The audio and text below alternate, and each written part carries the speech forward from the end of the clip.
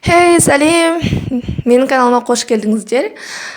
Бүгін сіздермен бірге осы бір тақырып жайлы өз ойыммен бөліскім келіп отыр. Жалпы карта желания жайлы, өзімнің описанияда тұрғандай, карта желания жайлы бүгін сіздермен өз ойыммен бөлісетін боламын. Ал енді кеттік. Ең алдымен осы видеоны бастамас бұрын менің каналыма тіркеліңіздер де лайк басыңыздар. Және де осы менің бастаған темам бойынша өздеріңіздің қосатын қосалқы ойларыңыз бар болса, не болмаса қандай да бір келіспеушіліктеріңіз бар болса, міндетті түрде маған комментарийға жазып кетіңіздер. Ал енді бастайық. Мен нені айтқым келіп отыр? Ең алдымен карта желания дегеніміз не? Осы нәрсеге жауап берсек. Карта желания дегеніміз барлығымыз білеміз, иә? Көп блогерлерден естіп жатамыз. Карта желания арманыңды орындайды.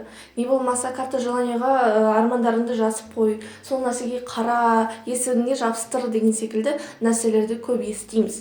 Оны мұғалімдерден де, ютубтан да, интернет, гугл, не болса содан естиміз, көреміз, соны жасаймыз. Дегенмен де осы тұста біз өзіміз бір нәрсені ұмытып кетеміз. Бір сұрақ қояйын сіздерге. Карта желания орындайды ма? Яғни сіздің сеніміңіз бойынша. Карта желания орындайды деп сенесіз бе? Әлде карта желанияның көмегімен Аллах тағала өзі сіздерге сол Аллах тағала орындайды деп сенесіздер ме? Көбісі бірінші вариантты таңдайтыны анық. Әрине, егер сіз мұсылман болсаңыз, қазір осы видеода мен өзімнің ойымды діни тұрғыда да талқылап кетсем деген ойдамын. Әрине, бұл жақта біреуді дінге шақыруда емес мәселе. Жалпы өзімнің ойым бойынша сіздермен бөліскім келіп отыр. Ал енді бастайық.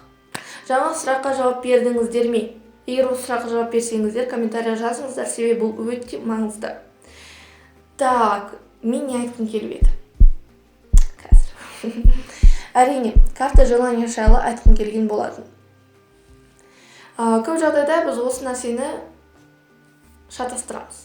Карта желанияға, сол карта желания біздің арманымызды орындайды деп сенеміз. Негізі бұл тұрғы, жаңа осы ой өте дұрыс емес, бұл қате. Мен мысалы неліктен осы теманы қозғағым келді. Себебі осыдан бірнеше күн бұрын бір блогердің стористарын қарап қалдым. Ол жақта осы карта желания жайлы айтып жатыр екен. Карта желания орындайды сіздің арманыңызды, карта желанияның құдіреті осындай деп жаңағыдай видеолар кетіп жатты. Тіпті оны сіздер коуч-тренерлерден де еститін шығарсыздар. Дегенмен де осы жерде өзімнің ойымды одан да білдіргім келіп тұр. Әрине, біреуге қызық, біреуге қызық емес, дегенмен де тыңдап көріңіздер. Мен өз басым карта желанияны орындайды деп сенбеймін. Бірақ бұның көмегі бар. Мен бұл жерде мүлде орындамайды деп айтқаным жоқ. Бұл тек карта желания мен карта желанияның тек қана көмекші екенін ұмытпаңыздар. Осы нәрсені түсіндіргім келеді. Карта желания бұл сіздің арманыңызды орындамайды.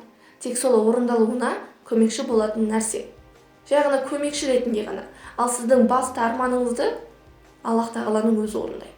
Осы тұста карта желанияны сіз Аллах тағалаға жаңағы серт, яғни Аллах тағалаға серт қосып жатқаныңыздың белгісі. Сіз карта желания орындайды деп ойласаңыз, демек сіз Аллаға серт қосып жатсыз.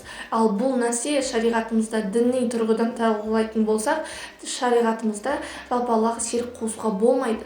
Яғни Аллах тағаланың өзі, мысалы Құранда жазып кеткен, Аллаға серт қоспағандар. Яғни маған серт қосқандарды мен кешірмеймін деген. Сондықтан да Аллаға серік қоспай, карта желанияны басқаша қабылдау керек. Яғни карта желания орындайды деп емес, карта желания арманының орындалуына бір ғана көмекші ретінде ғана қарау керексіздер. Мысалға, ол не үшін? Карта желания деген не үшін?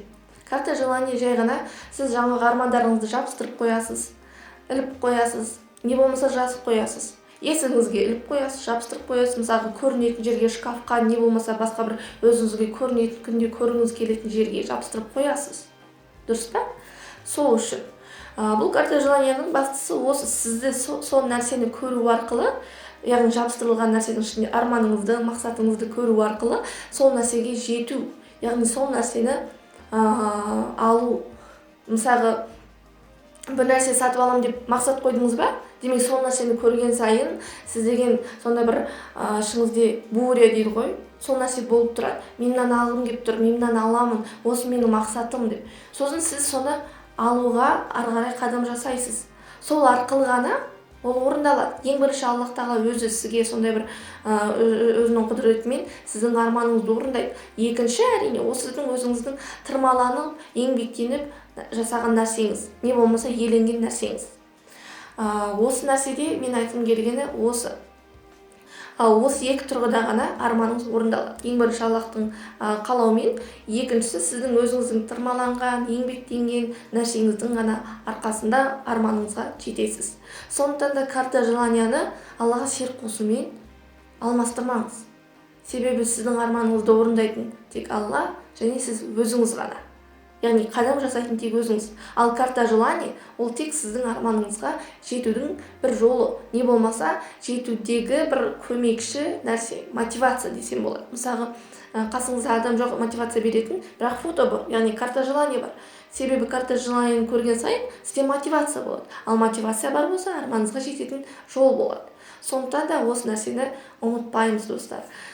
Осымен мен өзімнің видеомды аяқтаймын. Ойым түсінікті болды деген ойдамын. Видео ұнады деген де ойдамын. Жалпы егер сіздердің қандай да бір көзқарастарыңыз, не болмаса қандай да бір ойларыңыз болса, комментарийға жазып кетіңіздер. Себебі бұл маған өте маңызды. Мен үшін пайдалы нәрсе табылуы да мүмкін. Әрине, тек шынайы жазсаңыздар болғаны. Менің каналыма тіркеліп, лайк басуды ұмытпаңыздар. Сау болыңдар.